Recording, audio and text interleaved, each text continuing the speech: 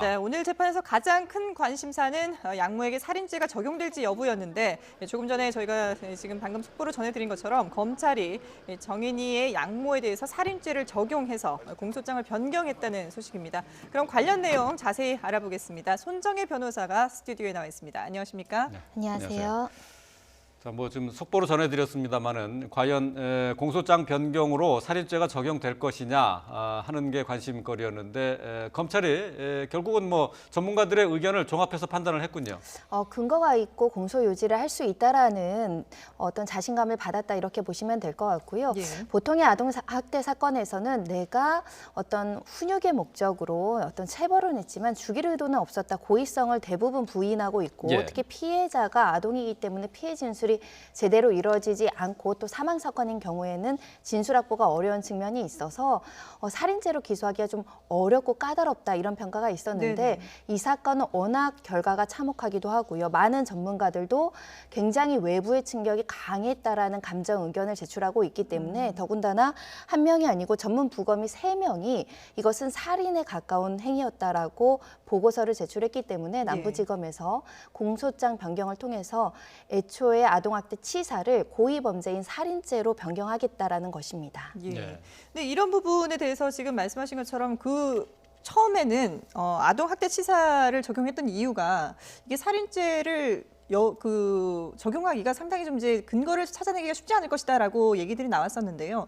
이 부분에 대해서 그러면은 좀 재판에서도 상당히 쟁점을 두고 다툼이 있지 않을까요? 피고인 측에서 현재 아동학대 치사 혐의도 일부만 인정하고 일부를 부인하는 상황에서 살인의 고의를 자백할 리는 만무한 사건이기 네네. 때문에 결국은 객관적인 증거로서 살인의 고의를 인정을 해야 되는데 애초에 아동학대 치사로 이제 기소를 할 수밖에 없었던 사정을 보면 일단은 공소장 자체에도 어떤 방법으로 이렇게 죽음에 이르게 했는지가 네. 특정이 안 됐습니다. 네. 불상의 방법이라는 거는 확인되지 않는 행위 자체가 특정이 안 된다라는 것이고 가장 강력한 계기가 됐던 그 외부의 충격으로 췌장이 파열되는 예. 사건과 관련해서도 그 행위에 대해서 어떻게 피고인이 주장을 하냐면 실수로 떨어뜨렸다는 겁니다. 이거는 과실을 이야기하는 예, 것이지 고의로 학대로 때렸다는 것이 또 아니고 살인의 의도로 때렸다라는 것도 아니기 때문에 방법이 특정되지 않은 상황에서 이런 살인죄를 기소해서 유죄가 나올 것인가에 대한 고민이 있었던 것으로 보이는데 네. 수사 과정에서 조금 아쉬운 점은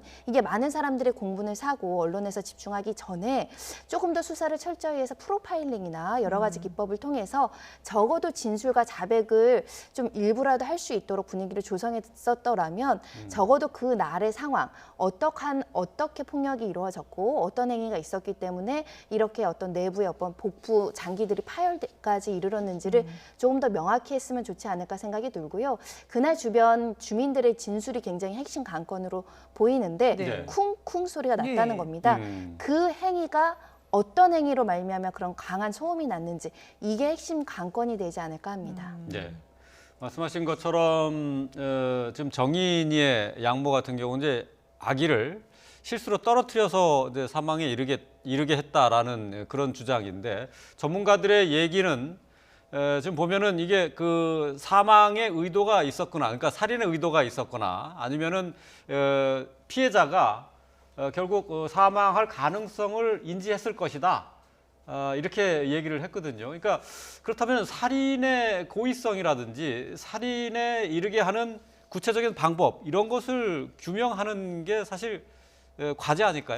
현재로서는 내부에 CCTV가 있는 것도 아니고 목격자도 그렇죠. 없는 상황이기 때문에 예. 간접 사실로서 어떤 유죄를 입증해야 되는 부분들이 있는데 살인이라는 명확한 고의가 존재한 사건으로는 보이지 않습니다. 다만 이렇게 아이를 학대하거나 때리면 아이가 죽을 수도 있다라는 미필적 고의가 이제 인정이 될 가능성을 지금 연도하고 공소장 변경이 된다고 보시면 되겠는데 네. 예컨대 살인 사건에서 성인들 간의 살인 사건에서 가장 중요하게 보는 것이 흉기를 소지했는지 여부입니다.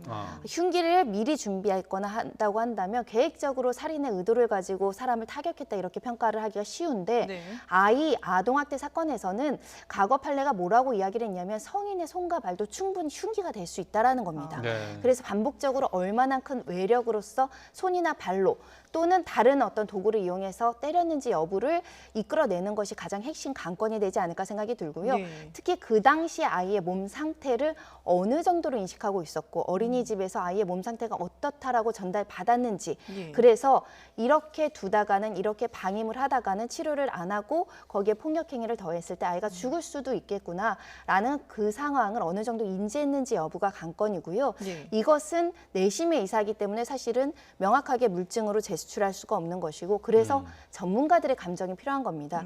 지금 감정이 3명에 대한 보고서가 제출됐지만 결국은 법원에서 채택한 감정, 전문가들에게 다시 감정을 받을 것이고요. 그 감정 결과 이 신체의 여러 가지 상황상 이 굉장히 강한 외부의 충격이 있었다라고 특정이 된다고 한다면 예. 이것은 살인에 버금가는 외부의 충격으로 적어도 미필적이나마 이 아이에게 굉장히 심각한 피해를 야기할 수 있다는 걸 인식할 가능성, 이에 대한 증거가 확보되지 않을까 합니다. 예. 근데 일반적으로 상식적으로 생각했을 때 아이를 안고 있다가 떨어뜨려서 의자에 부딪혀서 사망했다라고 하면 그런 경우에는 이게 뭐 장기 파열이 일어나거나 이게 췌장이 손상이 될 가능성은 희박하지 않을까요? 많은 의사 전문가들이 뭐라고 이야기하고 있냐면 이 정도 파열에 이를 정도면 교통사고에 버금가는 외부의 네. 충격이 발생했을 정도고 예. 단순히 실수로 이렇게 췌장이 파열되는 일은 없다라는 겁니다. 네. 그리고 과거에 이제 성인 여성 살인 사건에서 췌장이 파열되는 사건이 있었는데 그때도 단순한 장기가 아니라 췌장이 파열될 정도이면 외부의 충격이 굉장히 강했고 그렇게 사람을 때리면 사람이 죽을 수도 있다라는 평가가 있을 수 있기 때문에 유죄라고 인정한 판례가 있거든요. 네네. 이것은 많은 전문가들이 정말 끔찍한 수단으로 외부의 충격이 가해졌던 사건이라고 이야기하고 있기 때문에 이에 대한 합리적인 설명이 없는 한 강한 충격이 외부에서 가해졌다는 것은 어느 정도 인정이 되지 않을까 합니다. 예. 네.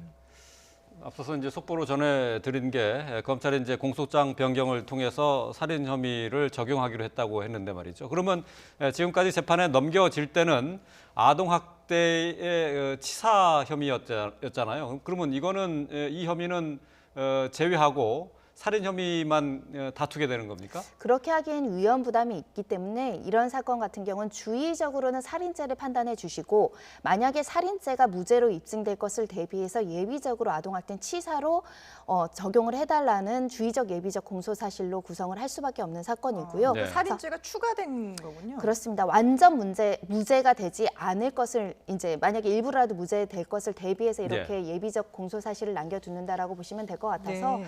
현재 상황에서 아동학대 치사는 어느 정도 입증이 되고 또 일부 자백하는 측면도 있어서 인정이 될 가능성이 높고 앞으로의 최대 쟁점은 살인의 미필적 고의가 인정될 정도로 이게 단순히 아동학대 사건이냐 살인 사건이냐 이거는 굉장히 법률적으로도 의미가 다르고 사회적으로도 의미가 다르기 때문에 예. 살인죄를 적용할 수 있는지가 굉장히 관건이다 이렇게 말씀드릴 수 있습니다. 근데 이게 과거에도 보면 다른 사례에서 그 아이를 때려서 숨지게 한 그 어머니가 처벌받은 경우가 있잖아요. 울산 사건 박모 씨 살인 사건이 있습니다. 예. 이때도 굉장히 치열하게 쟁점이 다투어졌는데 1심에서 무죄가 나오고 2심에서야 유죄가 인정이 돼서 형량도 18년으로 선고가 됐던 사건인데 네.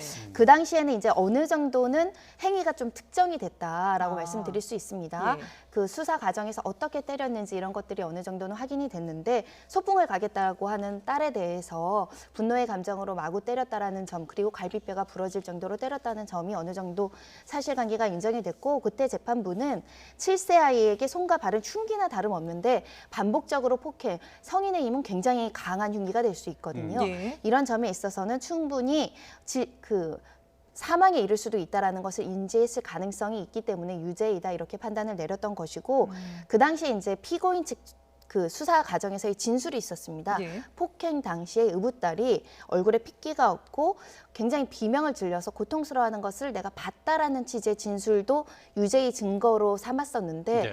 이 정도로 얼굴에 핏기가 없을 정도면 굉장히 심각한 피해가 야기된 상황에서 폭력을 했다라고 볼 수 있기 때문에 이것은 살인의 의도가 있다라고 본 겁니다. 예. 또 지난해 또 크게 국민적인 공분을 샀었던 사건이 있었죠. 그 여행 가방에 의붓 아들을 가두고 사망에 이르게 한 사건이 있었는데 이것도 역시 살인죄가 인정이 됐죠.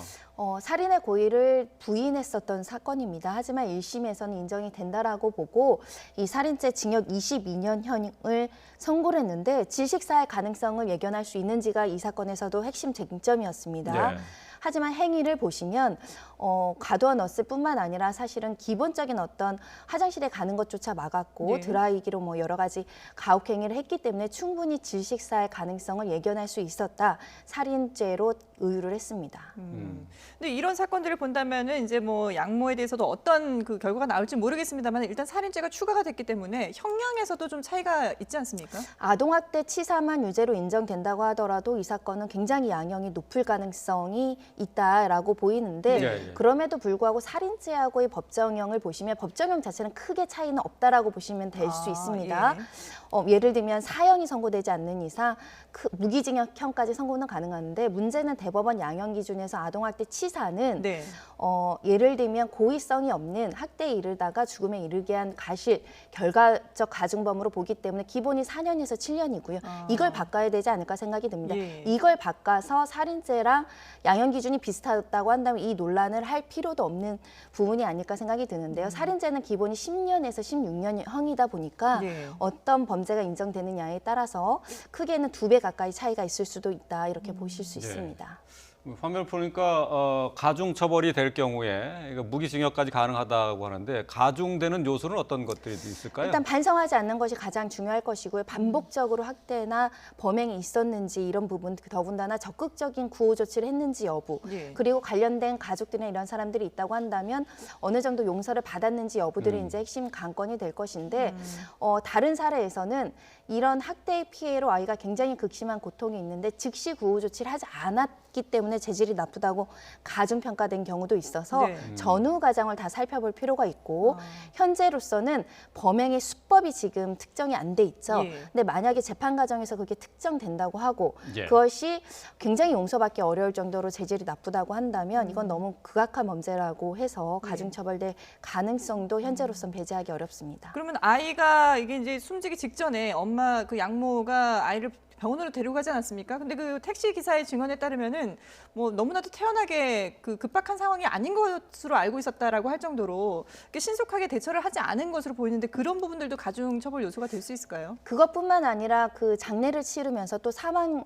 이후에 하는 태도를 보면 어떤 뭐 인터넷을 통해서 무슨 공구를 했다던가 네네. 댓글을 썼다던가 이런 정황도 속속들이 나오고 있기 때문에 지금 재판부에 아무리 반성하고 있다라고 반성문을 쓴다고 하더라도 행위 이후의 행동이 불일치하는 겁니다. 반성하고 슬픔에 잠기고 자책감을 느끼는 사람이 보통은 그렇게 인터넷에 댓글 쓰고 있거나 그러기 어렵거든요. 그렇죠. 그런 면들이 반성 없는 태도로 읽힐 수 있기 때문에 그런 전후 과정들을 모두 살피지 않을까 생각을 합니다. 네. 뭐 이제 공소장이 변경된 양모 장모 씨 재판도 진행이 되지만 같이 양부도 재판을 받게 되지 않습니까? 지금 불구속 상태인데 말이죠. 지금 유기 방임 혐의 외에는 다른 것이 적용되는 건 아니죠. 아동학대 특례법으로 이제 적용이 되고 있는 상황인데 일단 구체적으로 어느 정도 인지했는지가 핵심 관건인데 방임죄는 피하기 어려워 보입니다. 다만 이제 직접적으로 공무원 혐의나 이런 것들은 수사 과정에서 찾지 못했기 때문에 네. 다만 방조했다라고 이제 적시가 된 부분이 좀 아쉽고 사실 방조의 결과가 이렇게 사망이라는 끔찍한 결과가 나왔기 때문에 이것이 과연 중대한 범죄가 아니냐, 불구속해도 되느냐 이런 여론도 일고 있습니다. 하지만 어찌됐든 방임으로 기소가 됐고 이 부분에 대한 양형 역시 우리가 지켜봐서 충분한 재책을 받을 수 있도록 해야 되지 않을까 생각이 들고요. 네. 지금 남편에 대한 부분보다는 기소와 수사의 대상이 됐으니까 친모 역시 이 부분에 대해서 책임을 져야 되는 거 피고인의 친모를 이야기하는 친모네. 겁니다. 왜냐하면 그러니까 같이 양모의 어머니. 예, 아, 예. 예. 예, 같이 지내면서 어느 정도 이 학대 사실을 인지했을 가능성이 있는데 왜냐하면 문제가 본인 자체가 어린이집 원장이라고 한다면 네네. 아동학대를 보면 즉시 신고할 의무가 법률적으로 부여된 사람이기 때문에 혹여라도 이것을 알거나 묵인하고 방조하고 신고를 하지 않았으면 신고하지 않은 그 자체만으로도 범죄로 처벌할 수 있거든요. 예. 그런 부분들을 좀 빠짐없이 수사 기관에서 확인하고 실제로 아이의 어떤 멍들을 봤는지 사실은 주변 사람들은 봤다는 거 아니겠습니까? 예, 예.